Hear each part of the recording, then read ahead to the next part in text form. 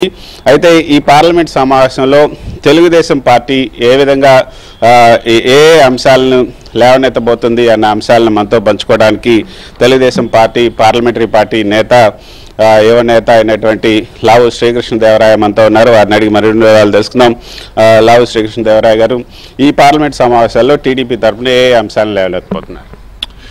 ముఖ్యంగా ఏదైతే ఈ కృష్ణా వాటర్కి సంబంధించి డిస్ట్రిబ్యూషన్కి సంబంధించి పెండింగ్లో ఉన్న ఇష్యూ ఉందో రాష్ట్ర విభజన చెందిన తర్వాత దానిపైన చర్చ జరగాలనేది మా ఉద్దేశం.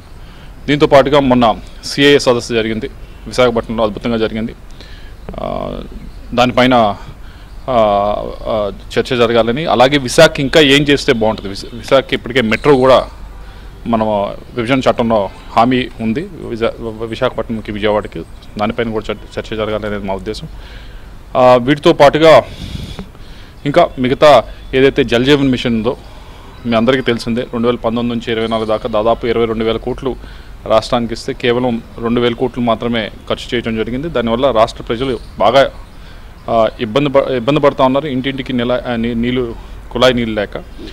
దాని గురించి మనం ముందుకు ఎలా తీసుకెళ్ళాలి, ఎందుకంటే కేంద్ర ప్రభుత్వానికి సంబంధించిన స్కీమ్, దానిపైన చర్చ జరగాలి. ఈ స్కీమ్ని ఏ విధంగా ముందు తీసుకెళ్ళిపోతా ఉంది కేంద్ర ప్రభుత్వం అనేది, ఈ 3-4 అంశాలపైన. అలాగే స్టాంపీడ్స్, తొక్కిసలాట్లు, ఈ మధ్య పొలిటికల్ ర్యాలీలు తీస్తున్నారు చాలామంది. తీసిన చోటల్లా కూడా మీరు చూస్తూ ఉన్నారు, తొక్కించుకోవటం, వెళ్ళటము, దాని తర్వాత ప్రాణానికి లెక్క లేదన్నట్టుగా ప్రవర్తించే విధంగా ఉండటం అనేది మనం చూస్తూ ఉన్నాం.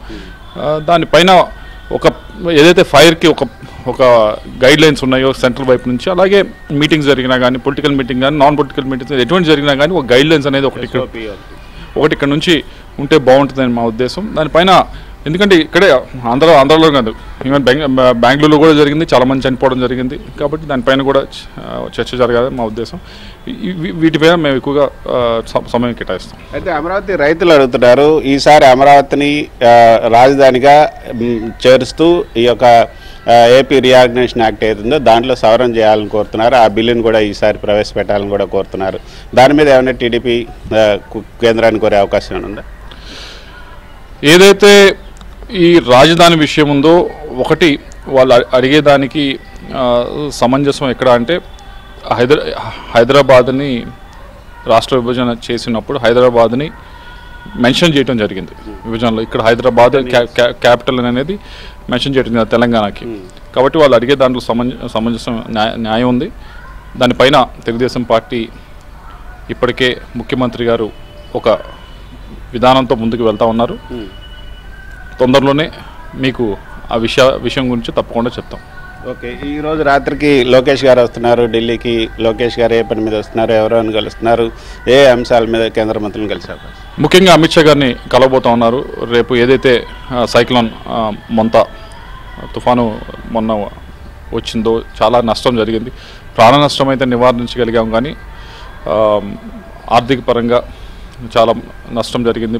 పొలాలు చాలా మటుకు నష్టం జరిగింది చాలా జిల్లాల్లో. కాబట్టి వాటిని మొత్తం అసెస్ చేయడం జరిగింది. అన్నింటిలో చాలా ఫాస్ట్గా చేసిన అసెస్మెంట్ కూడా అది తీసుకుని వచ్చి రేపు అమిత్ షా గారిని కలిసి, ఎందుకంటే డిజాస్టర్ ఫండ్ ఆయన చేతుల్లో ఉంది కాబట్టి ఆయన ముందు తీసుకెళ్ళాలి. కాబట్టి కలిసి దాన్ని వివరించి ఎంత తొందరగా అయితే అంత తొందరగా ఆ రిలీఫ్ ఫండ్ రిలీజ్ చేయించేదానికి ప్రయత్నిస్తాం. సో శివరాజ్ సింగ్ చౌహాన్ కూడా కలిసే అవకాశం ఇప్పటిదాకా అయితే స్కెడ్యూల్లో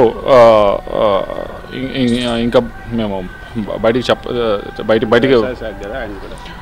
వ్యవసాయ శాఖకి సంబంధించి ఇప్పటికే మేము నిన్న కూడా చెప్పాము, పార్లమెంటరీ పార్టీ మీటింగ్లో కూడా చెప్పాము, ఆల్ పార్టీ మీటింగ్లో కూడా చెప్పాము. ఏమంటే వ్యవసాయానికి సంబంధించి ఈ సెషన్లో చాలా విషయాలు ఉన్నాయి, ఇష్యూస్ ఉన్నాయి ఆంధ్ర రాష్ట్రానికి సంబంధించి.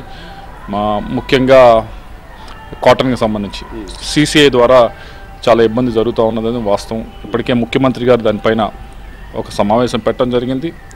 ఆ సమావేశం తర్వాత ఒక లెటర్ కూడా రాయడం జరిగింది టెక్స్టైల్ మినిస్టర్ గారికి.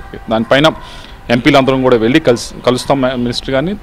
ఆ విషయం పైన పార్లమెంట్లో కూడా చర్చిస్తాము. అలాగే ఆక్వా రంగానికి సంబంధించి దాని గురించి కూడా ఈ సమావేశంలో మాట్లాడదలుచుకున్నాము. ఎందుకంటే ఆంధ్ర రాష్ట్రం దేశం మొత్తంలో కూడా అత్యధికంగా ఎక్స్పోర్ట్ చేస్తూ ఉంది. ఈ అమెరికా సుంకాలు విధించిన తర్వాత ఎక్కువగా ఇబ్బంది పడుతుంది ఆక్వా రంగం. అలాగే బనానా కానీ అలాగే మొక్కజొన్న కానీ ఇవన్నీ కూడా ఎంఎస్పీ పరంగా మొక్కజొన్న పైన కూడా ఇప్పటికే ముఖ్యమంత్రి గారు లెటర్ రాశారు, శివరాజ్ సింగ్ చౌహాన్ గారికి రాశారు. దాన్ని 25% అన్నా మీరు కొనాలి అని చెప్పి కోరటం జరిగింది. కేంద్ర ప్రభుత్వం ముందుకు రావాలని చెప్పి కోరటం జరిగింది. కాబట్టి దీనిపైన కూడా మంత్రి గారిని కలుస్తాము. అలాగే దీనిపైన రేపు పార్లమెంట్లో కూడా ఈ సమస్యలు లేవనెత్తబోతాం. థ్యాంక్ యూ వెరీ మచ్ లావు శ్రీకృష్ణదేవరాయ గారు. ఇది లావు శ్రీకృష్ణదేవరాయ గారు చెప్తున్నారు. రాష్ట్రానికి సంబంధించినటువంటి అనేక అంశాలను ఈసారి పార్లమెంట్ సమావేశాల్లో లేవనెత్తబోతున్నామని కూడా చెప్తున్నారు. Over to studio Neelima.